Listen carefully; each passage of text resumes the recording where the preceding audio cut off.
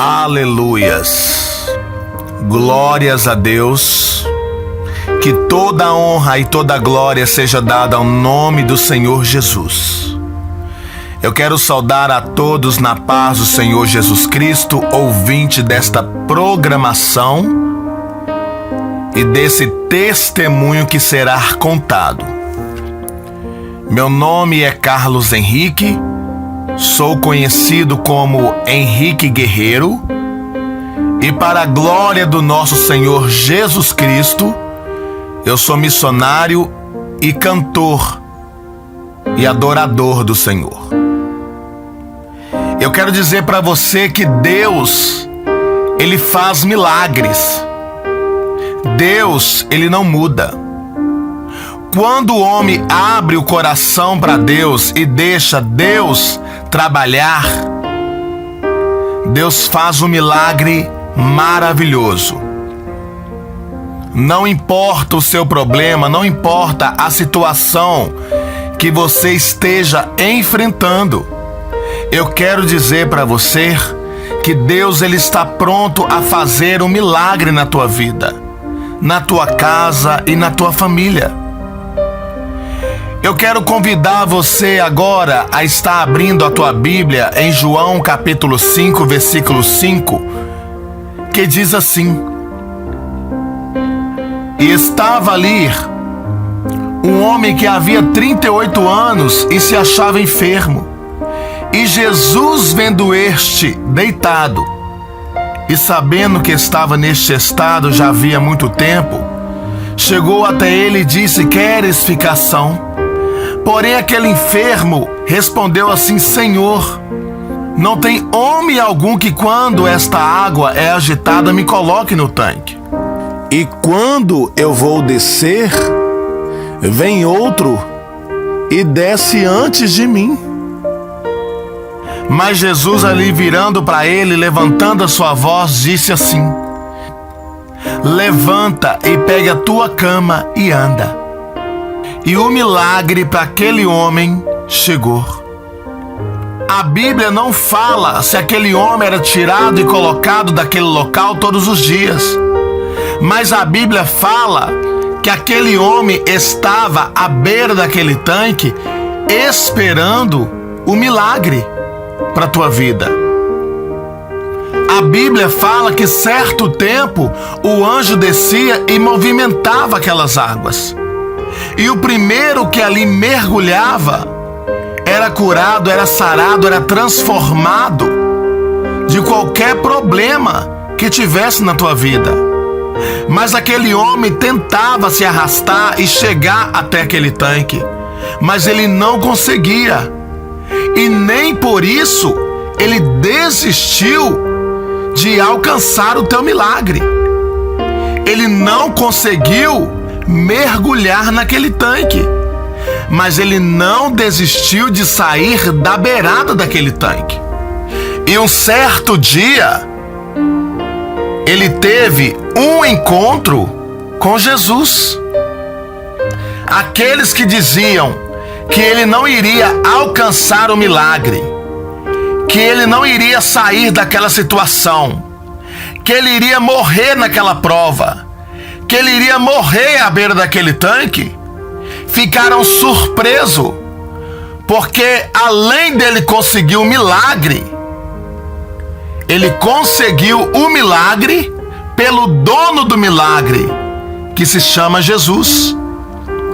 Assim como eu consegui o milagre na minha vida, na minha história, através de Jesus. E eu quero dizer para você que Jesus faz milagre. E Ele está pronto a realizar um milagre na tua vida. Basta somente você crer.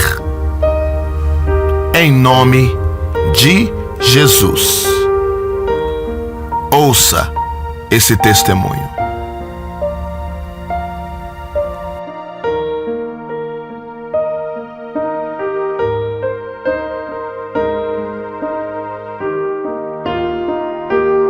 A minha história, a minha trajetória de vida e desse sofrimento começou quando eu estava apenas com 4 anos de idade, ainda uma criança sem saber o que seria do meu futuro de vida.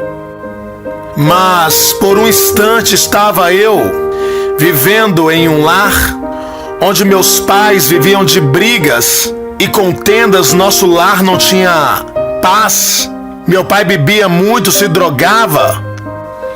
E me lembro eu certa vez que a minha mãe resolveu se separar do meu pai, porque ela não suportava mais a viver na situação que estava a nossa casa, a nossa família. Meu pai bebia muito, era viciado na bebida. E naquela época, a minha mãe só tinha eu e o meu irmão Tiago. E dava para perceber que o meu pai não aceitava a separação da minha mãe. Mas ela já não aguentava mais tantas brigas, tantas discussões. O nosso lar não tinha paz. Era um verdadeiro tormento. E nesta situação a minha mãe já estava decidida, estava certa da decisão que ela havia tomado. Ela realmente queria a separação. E o desejo dela, como mãe, era ficar com a minha guarda. Lutou de todas as formas, pediu, implorou ao meu pai. Quando estava ali juntando as suas roupas para ir embora, nessa época morávamos no estado do Espírito Santo. E ali de todas as formas minha mãe tentando convencer meu pai que eu tinha que ficar com ela. Mesmo assim, a tentativa, as lágrimas dela foi em vão. Porque certa vez em 1985, no mês de julho, quando eu nasci ali em Belo Horizonte, no Hospital São Francisco, o meu pai, ele revoltado, com pirraça, com seus vícios de bebidas e drogas. Assim, quando eu nasci, o médico liberou o papel do meu nascimento. E meu pai ali pegou aquele papel e foi até um cartório no centro de Belo Horizonte. E ao me registrar como filho, ele somente me registrou no nome dele, isentou o nome da minha mãe dos meus documentos. Até hoje eu tenho prova disso. Estou lutando e tentando regularizar o meu documento, a minha certidão, a minha identidade, porque até hoje não tem o nome da minha mãe. E por esse motivo, naquela época, nem minha mãe chamando a polícia, ela não conseguiu ficar com a minha guarda. Meu pai juntou as suas coisas, juntou as suas malas e as suas roupas e me tomou pelo braço e fomos para a rodoviária de Vitória, onde morávamos. E meu pai, comprando as suas passagens, seguimos diretamente, novamente, para Belo Horizonte. Fomos morar ali no bairro chamado bairro São Paulo, numa avenida chamada Cristiano Machado. Nós morávamos em cima de uma firma de madeireira, onde meu pai ali trabalhava. E meu pai, mesmo separando da minha mãe, tendo ali só eu e ele, meu pai alugou uma kitnet de 2, 3 cômodos e morava ali somente eu e meu pai. Meu pai, por todos os defeitos ou não, sempre foi um homem trabalhador. Porém, o vício da bebida e do alcoolismo que ele tinha, isso mudava a personalidade dele. E muitas das vezes ele ficava tão agressivo que parecia estar usando outro tipo de droga. E quantas vezes eu fui trancafiado dentro de casa, enquanto meu pai estava levando a sua vida de solteiro. E quantas vezes eu chorava por não ter amor e nem carinho. E o afeto do meu pai. A minha mãe, eu já não sabia onde estava. Não tinha mais o contato com ela. E quantas das vezes meu pai chegava da rua, embriagado, alcoolizado, e ali já começava a vir pra cima de mim, me bater e dizer que eu não era seu filho, que eu não prestava, que eu tinha que morrer porque eu parecia com a minha mãe, a qual ele tinha uma grande revolta, e ele jogava aquela revolta sobre a minha pessoa. E chegando um certo tempo, passou-se um ano após a separação dos meus pais, o meu pai ele resolveu a me dar para uma mulher tomar conta de mim. E meu pai fez as minhas bolsas com um pouco de roupa que eu não tinha muita coisa, nossa vida estava muito escassa, e me levou para a casa dessa mulher. E disse para aquela mulher, eu lembro até hoje, esse aqui é meu filho Carlos Henrique, e eu trabalho, vivo a minha vida de solteiro e não estou tendo tempo de tomar conta desta criança. E ali me colocou nas mãos daquela mulher. E eu pensando que eu ia ter carinho, que eu ia ter afeto, que eu ia ter alegria, a minha trajetória estava apenas começando naquele lugar. Aquela mulher, ela mexia com obra de macumbaria. E aquela mulher me trancava sobre o quarto dia e noite. Não me deixava para sair, nem para brincar, nem para dialogar, nem conversar. Eu não vivia naquela casa uma criação de uma criança normal. E quando ela ia me dar o café da manhã ou o alimento, ela abria a porta do quarto e colocava comida ali para mim comer, ou até às vezes jogava pelo chão. E aquilo me angustiava muito. Aquilo me fazia sofrer. Uma criança como era eu naquela época, passando esse tipo de constrangimento. E às vezes ali como criança perguntava para ela por que aquilo tudo, porque ela fazia aquilo comigo, ela dizia que eu tinha que morrer, porque Deus tinha uma grande obra na minha vida, mas eu não entendia o que era Deus, eu não entendia o que era obra. E hoje, como servo do Senhor, posso entender que o diabo já estava usando aquela mulher para poder acabar com a minha trajetória, acabar com a minha vida, e para mim não chegar onde eu estou hoje. 3 anos se passaram e meu pai aparece novamente para me tirar das mãos daquela mulher. Já estava eu ali, uma criança revoltada, uma criança que não sabia obedecer mais pai e não obedecer ninguém, nem ouvir ninguém. Já estava eu com o coração amargurado, sem felicidade e sem vontade de viver. E meu pai ali voltou para me buscar. E meu pai já estava casado com outra mulher chamada Elizabeth. E naquela época já tinha ali um irmão pequeno chamado Rafael. E meu pai me pegou das mãos daquela mulher, daquela feiticeira, e me levou novamente para morar com ele. Eu e a minha madrasta Elizabeth, juntamente com meu irmão Rafael, que era uma criança pequena. E meu pai estava morando ali no mesmo lugar, na mesma casa, na Avenida Cristiano Machado, no bairro São Paulo. E eu pensei que meu pai havia mudado, mas meu pai havia piorado. Meu pai trabalhava e nos seus momentos de folga ele saía para a rua para beber, para se embriagar, para se drogar. E quando ele chegava em casa daquele jeito, nós tínhamos até medo de abrir a boca para poder falar alguma coisa, porque meu pai era extremamente violento. Espancava a mim e a minha madrasta, e muitas das vezes tentou até mesmo tirar a vida do meu irmão Rafael, recém-nascido, que estava de berço. E eu quero dizer para você que certa vez, eu ali brincando quando criança, nós morávamos ali no 2º andar daquela casa. E eu tinha mania de ficar juntando lata de óleos, lata de cera vazia, para poder brincar. E eu quero dizer para você, numa parte importante dessa história, que o diabo já estava trabalhando para poder me jogar no homossexualismo. E naquela época, a minha madrasta achava bonito que eu brincava de casinha, pegava as latas de óleo, as latas de cera, e pegava, botava serragem dentro, ou até mesmo barro ou areia, e falava que era comidinha. E todo mundo achava graça, todo mundo achava bonito, que eu era criança. tinha apenas 7 anos de idade.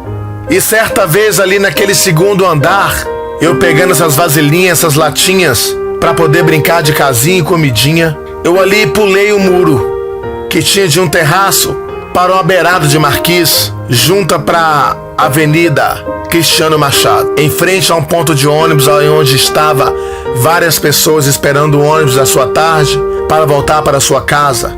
E ali a minha madrasta gritando muito comigo, pedindo que eu saísse daquela beirada de laje porque era muito alto. Eu não quis obedecer a ela. Pulava daquela laje pro terraço e do terraço para a laje. E a minha madrasta ali, não querendo que eu pulasse, que eu ficasse à beira daquela marquise, ela correu atrás de mim para me pegar, mas eu consegui pular o muro para poder ficar na beira daquela marquise. E por descuido da minha parte, eu acabei caindo daquela marquise lá embaixo. Caindo lá embaixo, eu não vi mais nada. Desmaiei, bati a cabeça, eu só escutava vozes dizendo: chama a ambulância, chama o socorro, porque ele está morrendo. E eu só escutava dizer que a minha cabeça estava sangrando, isso, aquilo, outro. E a minha madrasta chorava muito, dizia: pelo amor de Deus, o Carlos Henrique está morrendo. O Carlos Henrique está morrendo. E várias pessoas que estavam no ponto de ônibus e várias pessoas que ali daquele lugar vizinhos vieram e começaram a gritar, começaram a chorar e começaram a ligar ali para a ambulância. E passando-se um tempo ali, eu fui me acordando e fui entrando um pouco em si. Estava eu todo sanguentado, com a cabeça toda machucada. E ali aquela ambulância me pegou e me levou para o hospital das crianças naquela época. Fiquei internado com a lesão na cabeça, no soro, durante um mês. E passando-se uns dias da minha melhora naquele hospital e ainda não tendo alta para ser liberado para voltar para casa. Eu, como uma criança revoltada, uma criança sem paz e que não dava paz para ninguém mais. Ali naquele hospital eu não dava paz para ninguém. E pelo pouco que eu me recordo, eu fui até uma cozinha daquele hospital sem os enfermeiros ver e consegui ali uma caixa de fósforo. E vim ao local que eu estava internado. E pelo descuido ali dos enfermeiros, eu acendi aquele fósforo e tasquei fogo nas cortinas daquele hospital, onde havia várias outras crianças internadas, e coloquei várias pessoas em risco. Mas graças a Deus nada aconteceu naquele lugar. E ali chamaram meus pais, chamaram meu pai e minha madrasta e me deram alta e eu voltei novamente para casa. E voltando para casa, nossa vida continuou a mesma coisa. Nada mudava, nem para pior e nem para melhor, porque o pior já estava para acontecer. A minha madrasta, que era uma mulher forte, gorda, de boa aparência, de tanto sofrimento, foi se acabando. Já não tinha mais alegria e nem paz para viver. Meu pai continuava a se drogar, continuava a se alcoolizar e se aprofundando cada vez mais na bebida. Certa vez, meu pai, perdendo seu emprego, decidiu tomar uma decisão para ir embora ali de Belo Horizonte para o estado de Minas, ali divisa com Bahia, um povoado chamado Tranquedo Neves, no município de Medina, Minas Gerais. E ali minha madrasta arrumando as suas coisas, meus pais, todo mundo, seguimos de rumos para essa cidade. Chegando lá, fomos morar nessa cidade. Ali morava a mãe da minha madrasta, os irmãos. E meu pai conseguiu um emprego em uma empresa chamada Belgo Mineira. E meu pai trabalhava, como eu disse no início, meu pai sempre foi uma pessoa que trabalhou muito, mas as drogas e o vício da bebida é o que levou à desgraça da família. E morando ali, meu pai trabalhava, levava a sua rotina de trabalhador. Mas chegava sexta-feira, a nossa casa já não tinha mais paz. A nossa casa já não tinha mais alegria. A nossa casa já não tinha mais um diálogo. Porque as drogas e a bebida acabavam com tudo. E quando meu pai começava a se alcoolizar, eu já podia contar nos meus dedos os dias que eu iria dormir na rua, os dias que eu iria ficar sem comer, os dias que eu iria dormir onde o meu teto era a lua. E muitas das vezes ali meu pai me jogava para fora de casa pelas madrugadas, me espancava, me batia, dizendo que eu não era filho dele, dizendo que o único filho que ele tinha era meus outros irmãos. E aquilo doía muito na minha vida, no meu coração. E aquilo só me levava mais à revolta. Aquilo só me levava mais o ódio. Aquilo só me levava mais a ter rancor do meu pai e da minha família. E muitas das vezes, quando criança, dormindo na rua pelas calçadas, sentindo muito frio, às vezes até mesmo chovendo, eu desesperado naquele frio, eu saía nos varais daquele povoado chamado Cariri, no povoado de Tranquedo Neves. Eu ia em fundo de quintais, roubava coberta, roubava roupa, o que eu achava pela frente. Não estava importando mais com o desespero do frio, da madrugada, não importando se era roupa de mulher, se era de criança ou se era de adulto. Eu estava pegando qualquer tipo de roupa que eu via pela frente. Porque estava eu com muito frio e desesperado naquela madrugada. E ali era um povoado muito pequeno, onde todo mundo conhecia todo mundo. E onde todo mundo falava da mal e bem da vida de todo mundo.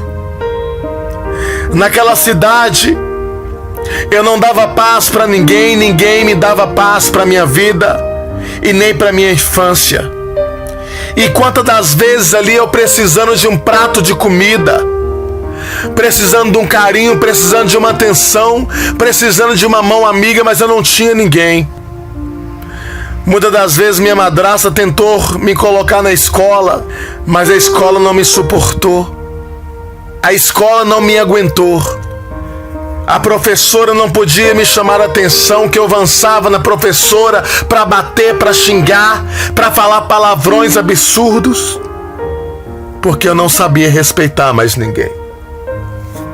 Nas ruas daquela cidade, quando as pessoas debochavam da minha infância, porque já estava eu entrando no homossexualismo, e ali muitos jovens, muitas pessoas, até mesmo pais de famílias que tinha filhos, debochava da minha infância, dizendo: ali vai o viado, ali vai o flosor, ali vai o viadinho. E aquilo ali, as minhas lágrimas desciam pelo rosto. O meu coração doía, porque eu não entendia o que eu estava vivendo. Eu não sabia o que era ser um travesti. Eu não sabia o que era ser um homossexualismo. Eu só sei que eu era rejeitado pela sociedade por estar vivendo aquela vida. E meu pai não me aceitava. A minha madrasta, não tenho nada que reclamar, porque quantas das vezes foi espancada por me defender, por me ajudar ou por tomar a minha causa. E eu quero dizer para você que não foi fácil a minha infância. Quantas das vezes naquele povoado do Cariri, do Tranquedo Neves, ali em Medina, Minas Gerais, eu apenas com 10 anos de idade, eu tentei tirar a minha própria vida várias vezes, deitando sobre uma BR, pelado, nu e despido, onde ali as carretas paravam, onde ali os caminhoneiros paravam, porque eu deitava naquela BR e me estirava sobre aquela BR-116, que é tomado sentido a Bahia, Salvador. E eu dizia que eu queria morrer, eu dizia que eu queria acabar com a minha vida, eu dizia que eu não queria mais viver naquele lugar. E as pessoas debochavam, as pessoas gritavam, as pessoas abusavam da minha pessoa. E eu quero dizer para você que com 10 anos de idade, quantas portas eu bati nesse povoado pedindo um prato de comida. E tinha muitas pessoas que tinham um bom coração e me dava. Mas tinha pessoas que aproveitavam da minha fome, da minha miséria, e me davam um prato de comida. Mas ali eu era obrigado a fazer o que aquela pessoa queria. E quantas das vezes ali homens, até mesmo pais de família nesta cidade, que tinha até mesmo filhos, mas não respeitou a minha infância. E dizia para mim que ia me dar um prato de comida se eu descesse a minha roupa e praticasse ali o ato sexual com eles. Eu apenas com 10 anos de idade fui abusado sexualmente falando de pessoas que se diz e se dizia pais de família. Aquilo amargurava meu coração. Aquilo amargurava minha alma. E aquilo acabava com a minha infância. E quantas das vezes cansado de sofrer abusos sexuais, em cada porta que eu batia para pedir um prato de comida, em cada porta que eu batia para pedir um prato de comida. Cansando desta situação, eu falei, a partir de hoje eu vou lavar carro em posto de gasolina, porque assim eu vou conseguir ter dinheiro para poder comprar um prato de comida para me comer, ou um pão com salame para me alimentar. Mesmo ali morando pelas ruas daquela cidade, daquele povoado, consegui ali um galão de 5 litros desses que os representantes de salão hoje vendem shampoo, e cortei uma pequena boca, consegui ali uma bucha com um pedaço de colchão e um pedaço de sabão e coloquei sobre dentro ali daquele galão. E fui para aquela BR-116 pegar caronas para poder descer para um posto de gasolina chamado Posto Novo México, aonde várias pessoas ali lavavam carro, várias crianças lavavam carro e batia pneu para poder sobreviver e levar o alimento para sua casa. E naquele posto de gasolina, antes mesmo de eu chegar nele com a carona que eu conseguia pelos caminhoneiros, eu era abusado sexualmente. E os caminhoneiros me ofereciam dinheiro para que eu praticasse o ato sexual com eles. E às vezes eu com fome, passado ali uma noite e um dia sem comer, sem ter um dinheiro para comprar um pão, para comprar um prato de comida, eu até aceitava passar por aquele momento difícil da minha vida, aquele ato sexual, aquele abuso sexual contra a minha infância. E quando eu já desci ali naquele posto de gasolina para poder lavar um carro, ou lavar uma carreta, ou bater um pneu, já estava eu angustiado, triste por ter passado por aquela situação. E eu pegava aquele dinheiro sujo, dinheiro sofrido, e ia ali até a lanchonete daquele posto comprar algo para mim comer. E ali enchia minha barriga, e naquele momento ainda vinha um pouco de alegria, porque eu estava com a barriga cheia, depois de vários dias sem comer e sem ter o apoio da minha família, principalmente do meu pai. Os frentistas daquele posto ali, eles debochavam de mim, me espancava, me batia, e não queria que eu ficasse naquele posto nem lavando carro para sobreviver. E muitas das vezes naquele posto de gasolina também eu sofri muito abuso sexual. Me lembro eu que uma certa vez um rapaz ali, não me recordo o nome dele, me levou para uma casinha do motor de um gerador de energia que concedia energia para aquele posto de gasolina. E ele me chamou ali dizendo que ia me mostrar algo interessante. Chegando lá, ele me amarrou sobre o motor daquela casinha, que era o gerador que gerava luz para aquele posto de gasolina. E ele me amarrando ali, ele fez o que ele tinha que fazer comigo. Naquela noite eu quero dizer para você que a minha vontade era de morrer. A minha vontade era de acabar com a minha vida. Estava eu apenas com 10 anos para 11 anos de idade. Além de eu sofrer bullies e deboche da sociedade daquele povoado, eu ainda passava por abusos sexuais. E eu quero dizer para você que ainda conseguindo me sair, me soltar daquela situação que eu estava, eu ali peguei meu material de serviço e ali pedindo misericórdia ao motorista, pedindo que por favor me desse uma carona para que eu voltasse para casa, que na verdade eu não podia mesmo nem entrar em casa, porque o meu pai não deixava eu entrar em casa. Mas eu me sentia um pouco seguro no povoado a qual eu morava. E eu quero dizer para você que meu coração ardia querendo ali um carinho, um afeto de família, ou até mesmo do meu pai. Mas eu não tinha esse carinho. Eu não tinha esse afeto.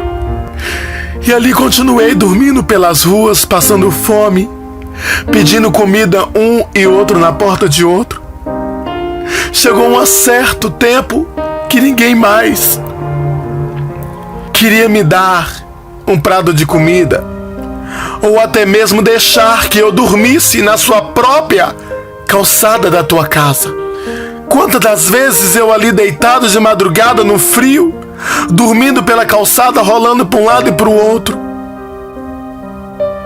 E às vezes quando eu pensava que eu estava pegando no sono e sonhando com uma vida digna, e sonhando um sonho alegre de criança, eu acordava com um balde de água fria e a pessoa dizendo: sai da minha calçada, demônio, sai da minha calçada, eu não quero você dormindo na minha calçada. Eu não quero você dormindo aqui na minha calçada, seu mendigo. E eu saía dali chorando pelas madrugadas, apavorado, com medo de tudo, de qualquer barulho que eu via, porque naquela época, naquele interior, naquele povoado, se contava muitas histórias amedrontosas. E eu já era uma criança revoltada, uma criança que xingava muito, xingava todo mundo, não dava paz a ninguém.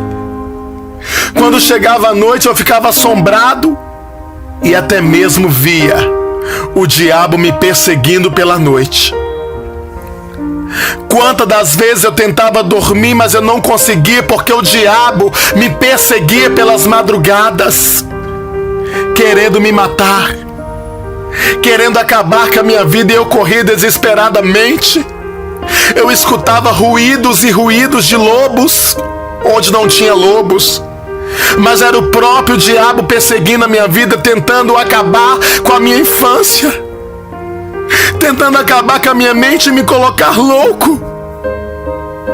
Uma certa vez estava eu dormindo sobre uma casa que estava à beira da BR-116 e ali me tomba um caminhão de botijão de gás, e aqueles botijões de gás vieram rolando sobre aquela calçada daquela casa onde eu estava dormindo. E por pouca sorte eu não fui morto pelos bujões de gás que vieram rolando a ribanceira abaixo.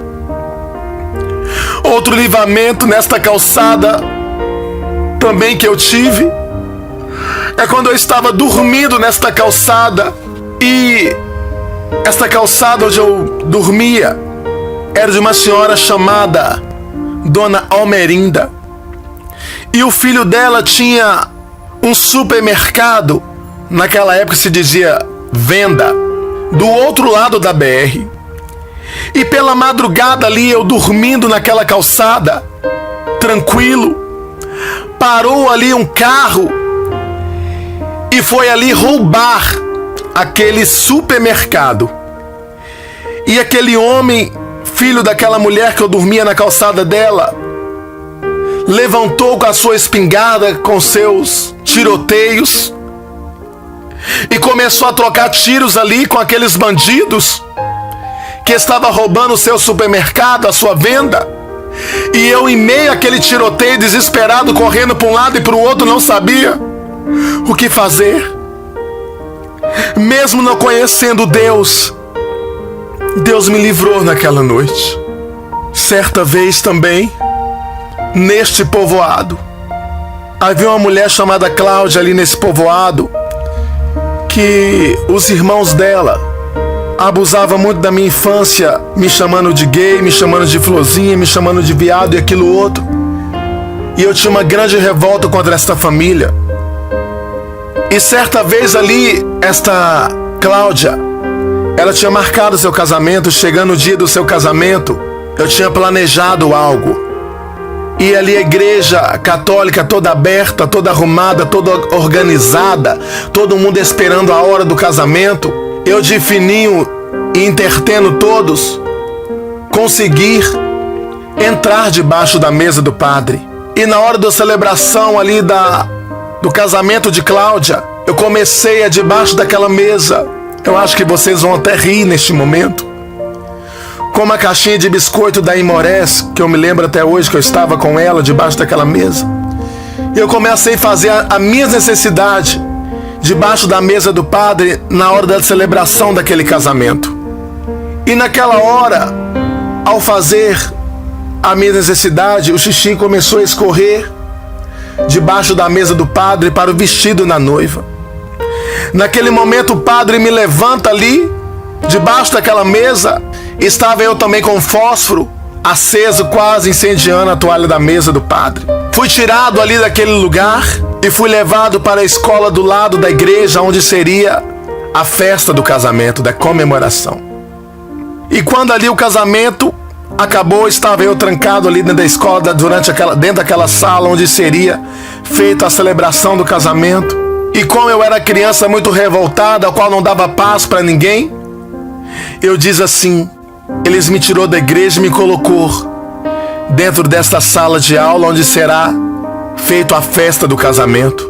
E ali eu fiz novamente a minha necessidade e defequei sobre uma mesa e saí espalhando por todas as mesas e cadeiras daquela sala onde seria feito o casamento. Quando chegaram ali os pessoal para poder participar da festa e do comes e bebe, ficaram horrorizados. Me colocaram para fora a palmadas e me bateram. E me levaram ali até meu pai. E ali meu pai, revoltado com aquela situação, me bateu. Foi muito, eu fiquei todo marcado e chorava muito.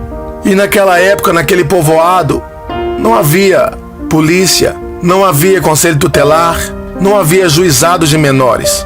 E sendo espancado pelo meu pai, mesmo assim ele me colocou para fora de casa, todo marcado de mangueira, e às vezes até fio de luz ele me batia. E mesmo assim fui dormir na rua, com fome e com frio pelas madrugadas. E me recordo eu também que, passando-se um tempo, que eu estava vários dias na rua, pedindo comida um e outro novamente, bati numa porta de uma senhora que hoje ainda é viva e ficou maravilhada pelo que Deus fez na minha vida hoje. Essa senhora, naquele momento, quando eu era criança, ela me ajudou muito. Ela se chama Judite, e eu costumava chamar ela Dona Judite, E ela não podia ali me colocar na casa dela para morar com ela, mas nunca me negou um prato de comida.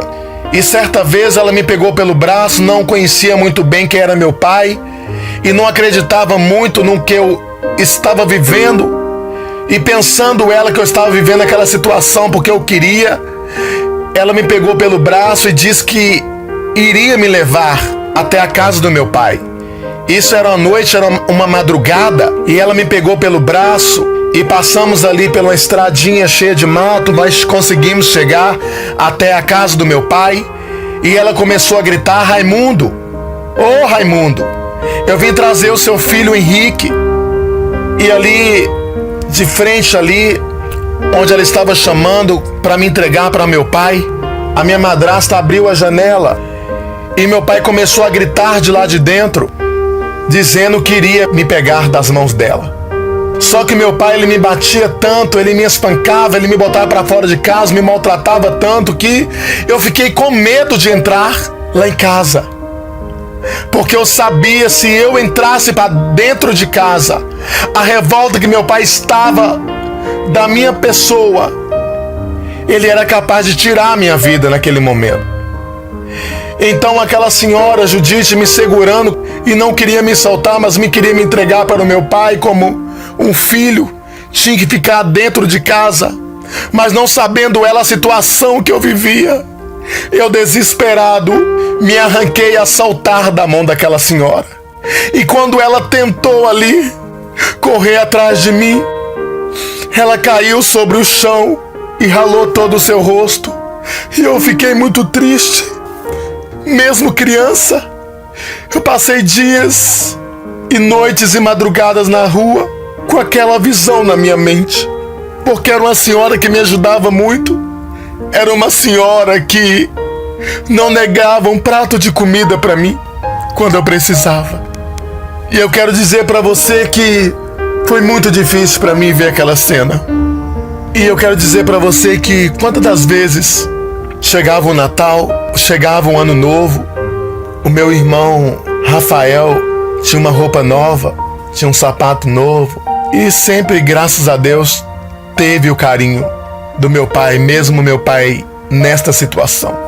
E a minha madrasta ali teve gêmeos, Paloma e Patrick, hoje só vivo é a Paloma. O Patrick morreu com a hemorragia intestinal, onde naquela época, naquele povoado, não tinha um recurso médico para resolver a situação dele. E quando chegava Natal e Ano Novo, quantas das vezes homens, jovens de 18 anos, acima da minha idade, ou 19, 20 e tantos anos, chegava para mim e falava: Henrique, vão ali que eu vou te dar um pacote de bala, vão ali que eu vou te dar uma caixa de bombom. E escondia a caixa de bombom lá no meio do mato e o pacote de bala, e me chamava para um matagal a muito distante daquele povoado. Quando eu chegava lá naquela mata, eu olhava para um lado, para o outro, não tinha casa, não tinha ninguém. Aquela pessoa pegava ali a bala e o que ela tinha para me dar e falava comigo assim: se você quiser esta bala, se você quiser esse bombom, é só você fazer o que eu vou pedir para você. E ali a pessoa abusava de mim sexualmente e eu passava por tudo aquilo por causa de um pacote de bala e por um bombom, para não passar o Natal sem um pacote de bala ou sem um bombom. E mesmo em meio à dor, e mesmo em meio àquele sofrimento, eu já estava me acostumando com as pessoas me dar as coisas e exigir um ato sexual da minha infância. Ao chegar um ponto que eu já estava aceitando aquela vida, aí eu comecei a entender o que era homossexualismo. Aí eu comecei a entender o que era ser gay. E ali eu comecei a me assumir. Eu comecei a aceitar aquilo que o diabo estava propondo para minha vida, para minha infância e para minha juventude. Quando eu ia para a escola, subia nas mesas, dançava para os alunos, arrancava a roupa e fazia tudo que o diabo queria. E o povo batia palma e ria e gostava da palhaçada. E ali eu comecei a envergonhar a família da minha madrasta, comecei a envergonhar ao meu pai, porque todo mundo falava a notícia daquela cidade era eu. Eu jogava pedra em todo mundo, eu xingava todo mundo, eu batia no filho de todo mundo, eu tacava pedra nas carretas que passava, eu comecei a prostituir por dinheiro e comecei a viver essa vida suja. Naquela cidade ninguém me chamava mais pelo nome de Henrique ou Carlos Henrique, mas o meu nome dado naquela cidade, olha ali o herê, olha ali o capeta, olha ali o diabo passando. E as pessoas comentavam e abusavam e diziam que eu não era gente, que eu era o próprio diabo, que eu era o próprio capeta que tinha se ressurgido naquela cidade. E eu, revoltado da vida, apedrejava as casas, não dava paz para ninguém naquele lugar, ninguém tinha paz naquele lugar. E passando-se um tempo, me recordo eu também que já estava acostumado a andar para baixo e para cima com caronas e caminhoneiros, e estava conhecendo pessoas novas, e acabei ali conhecendo uma mulher nas estradas daquela BR que também morava ali naquele povoado do Tranquedo Neves, no Cariri. E essa mulher, ela se prostituía por dinheiro, mas o que admirava naquela mulher era a bondade, era o carisma e a boa vontade que ela teve muitas vezes de me ajudar. Quantas vezes ela abriu a porta da tua casa, me dando guarida e lugar para dormir. E quantas vezes eu, sentindo fome, ela me deu um prato de comida para comer. Muitas das vezes eu pegava carona com aquela mulher para poder não ficar naquela cidade sozinho, nem sendo humilhado e nem sendo escorraçado pelas pessoas. E quantas das vezes eu tive que presenciar as intimidades sexuais dela com os caminhoneiros, e ali aquilo doía no meu coração, aquilo doía na minha mente, e fazia eu me recordar de tudo que eu já havia passado naquela cidade. E nesse vai e vem, andando para baixo e para cima de carona, acabei conhecendo também ali uma mulher, e essa mulher era uma cigana. E eu conversando com aquela mulher, com aquela cigana, eu comecei a contar para ela a vida que eu estava levando naquela cidade, a situação que eu estava passando na mão do meu pai. E aquela cigana perguntou para mim se eu queria ir embora com ela e se eu queria morar com ela. Eu não sabia o que era cigano, eu não sabia que cigano andava para baixo e para cima e não tinha lugar para morar. Mas o que eu queria naquele momento era ter alguém que me amasse e que me desse carinho e atenção. E eu acabei acreditando na palavra daquela cigana e disse para ela que eu queria realmente ir embora com ela. E ali naquele povoado do Cariri, em Tranquedo Neves, havia um trevo ali que dava partidas para Salvador, sentido a Pedra Azul, sentido a Montes Claros. E ali aquela cigana acenando para vários caminhoneiros que passavam naquele trevo, conseguimos pegar uma carona a sentido de Montes Claros, que era muito distante daquele povoado onde eu morava. E ali passando um dia, 2 dias, 3 dias, eu com aquela cigana já estávamos muito longe daquele povoado. E eu comecei a sentir fome, comecei a sentir sede, e aquela cigana estava sem dinheiro e sem condições de cuidar de mim. E eu perguntei para ela para onde que nós estávamos indo, ela não me respondia. Eu perguntava para ela onde era a casa dela, ela não me respondia. E eu comecei a ficar preocupado e comecei a ficar com medo. E eu disse para ela que eu queria ir embora, mas ela dizia que não ia me levar para casa, que nós iríamos seguir adiante.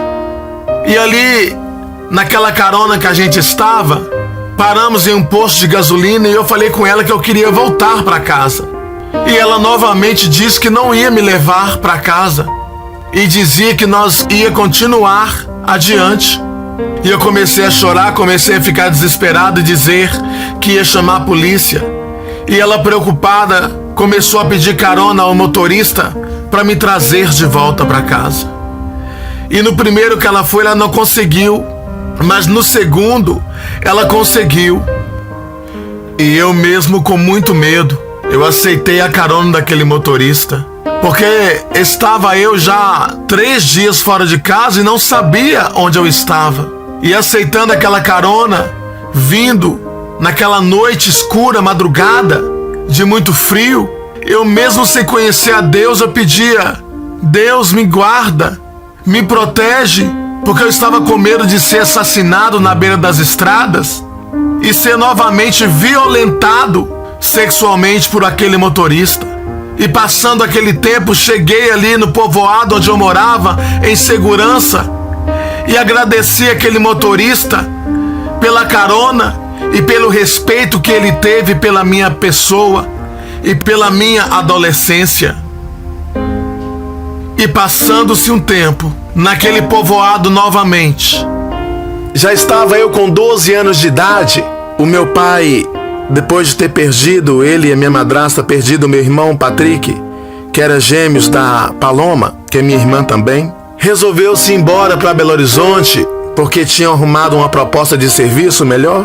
Então ali fizemos as bolsas, e naquele dia, para não ficar para trás, eu resolvi seguir destino novamente para Belo Horizonte, da onde eu tinha saído com 4 anos de idade. Estava eu voltando novamente para Belo Horizonte com meu pai, a minha madrasta e os meus 2 irmãos.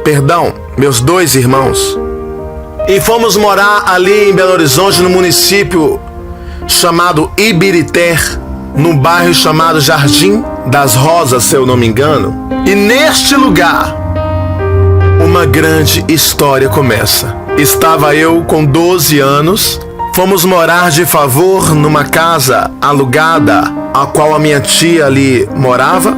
E essa tia minha, ela era casada com um homem que era traficante de drogas. E essa casa não tinha paz.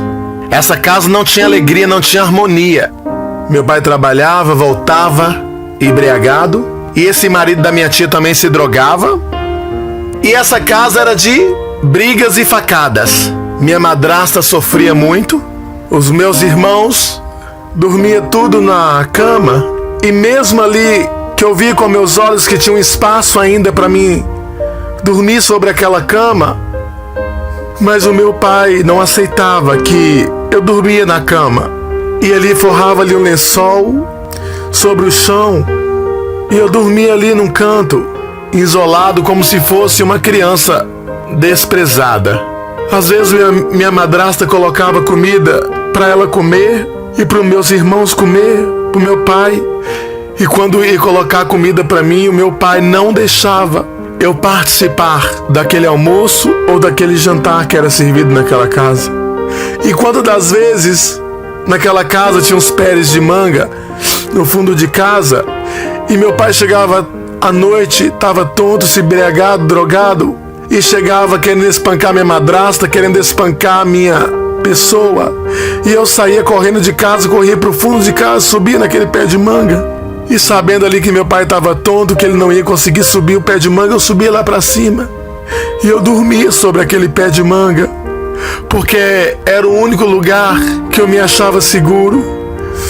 Era o único lugar que eu ainda conseguia achar um pouco de segurança para poder passar aquela noite. E outra das vezes eu ia pra rua, batia na porta de um e na porta de outro, pedindo guarida para dormir ou pedindo até mesmo um prato de comida. E eu, como criança, eu falava pros vizinhos ou pro povo daquela rua o que estava acontecendo com a minha vida ou com a minha pessoa.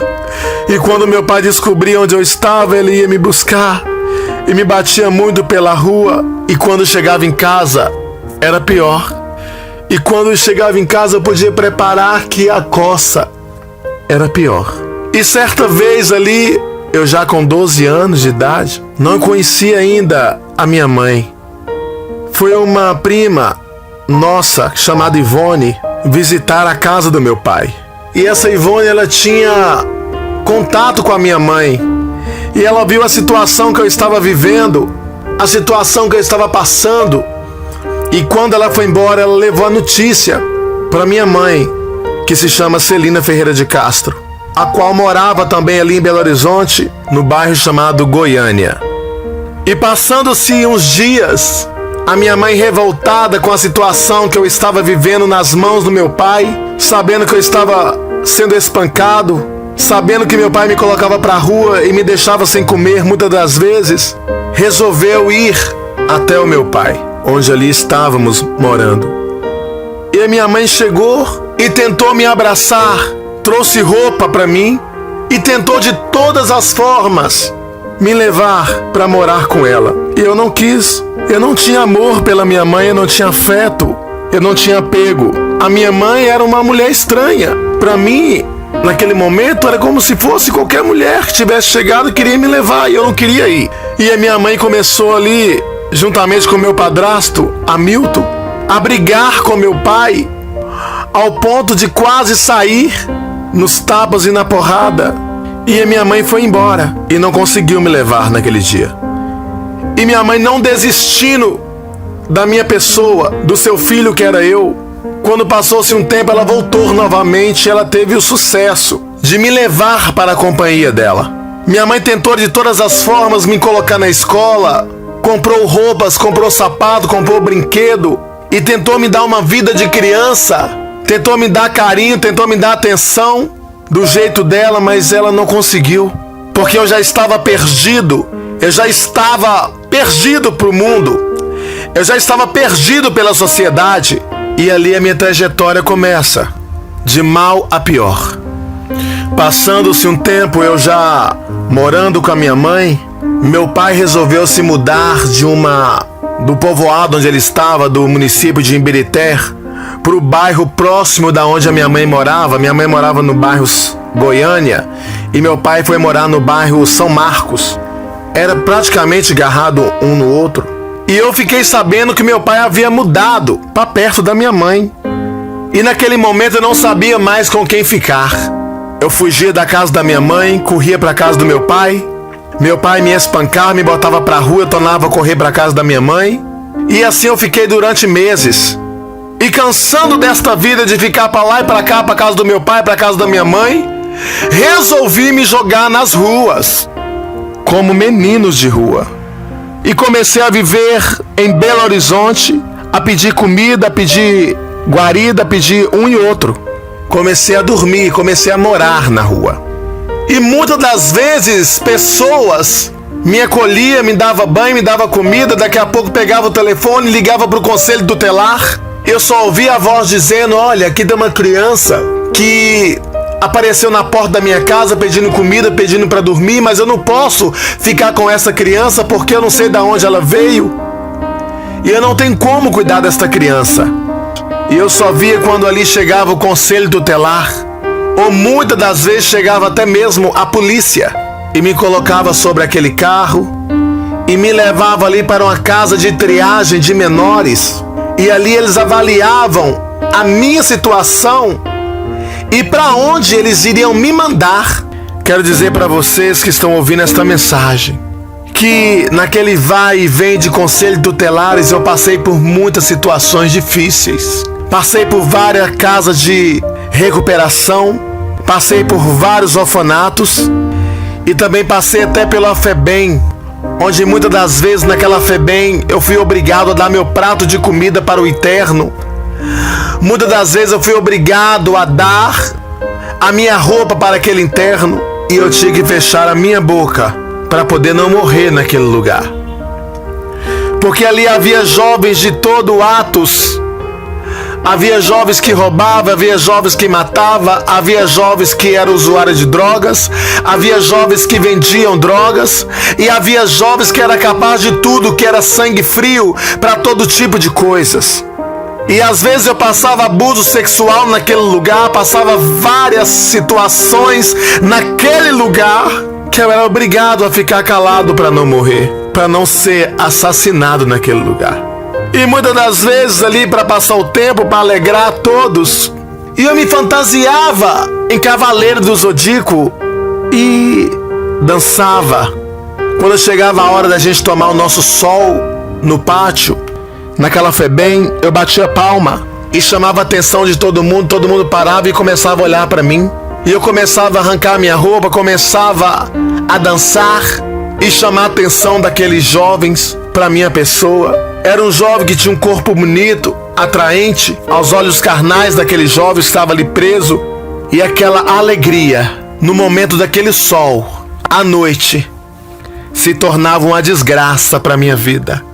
Porque eu sofria muito abuso sexualmente falando.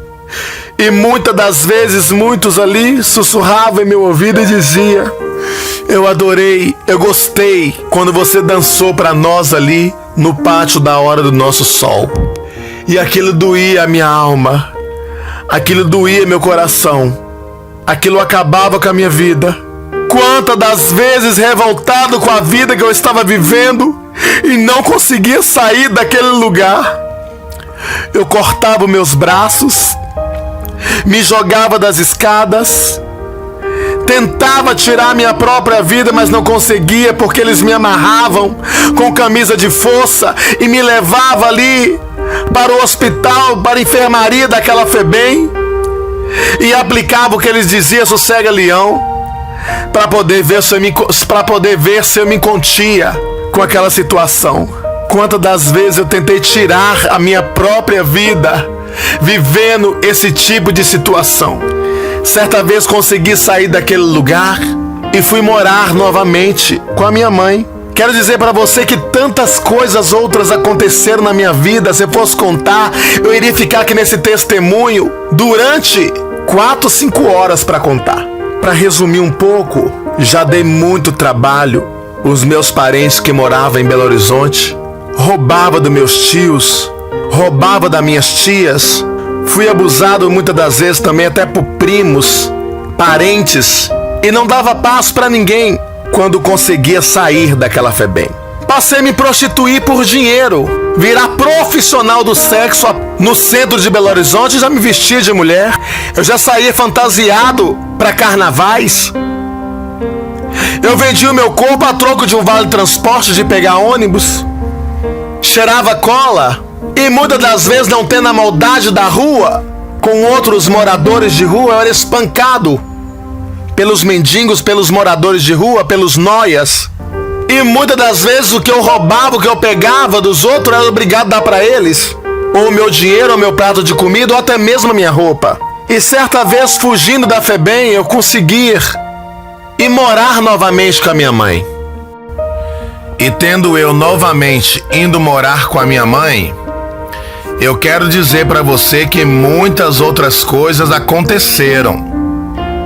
E se você ficou admirado pelo que você ouviu, eu quero dizer para você que na segunda edição do volume 2 desse testemunho, que breve eu estarei gravando, você vai ficar horrorizado em saber o que o diabo faz na vida do homem quando ele está sem a presença de Deus. Meu nome é Henrique Guerreiro, sou missionário cantor para a glória de Deus.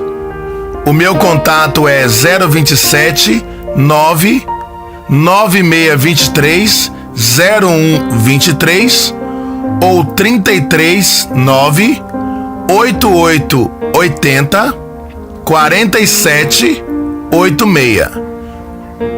Contatos e agendas, louvor e pregação. Que Deus abençoe a vida de cada um. Que Deus faça um milagre na tua casa e na tua família. Em nome de Jesus.